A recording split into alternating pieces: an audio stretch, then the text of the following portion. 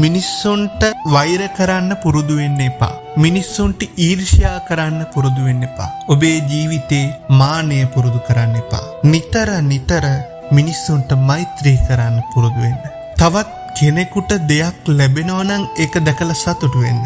ඔබේ ජීවිතේ නිහතමානීත්වය පුරුදු කරන්න. කෙනෙක් නිතර මෛත්‍රී කරනවා නම් ඒ කෙනාට ලැබෙන්නෙම මෛත්‍රියයි. කෙනෙක් තවත් කෙනෙක් සතුටු වෙනවා, තවත් කෙනෙක් දියුණු වෙනවා දැකලා සතුටු වෙනවා නම් ඒ කෙනා සතුටු වෙද්දී, ඒ කෙනා දියුණු වෙද්දී තවත් පිරිසක් සතුටු වෙනවා. ඔබේ ජීවිතයේ මානය දුරු කරනවා නම් ඒ වෙනුවට ඔබ නිතර පුරුදු කරනවා නම් උඩඟුකමකින් තොර මනුෂ්‍යත්වය ඔබට මේ සමාජය මිනිසෙක් විදිහට සලකන්න පටන් ගන්නවා. ඒ නිසා නිතර ගුණධර්මයන් පුරුදු කරන්න අපි පුරුදු වෙන්න ඕනේ.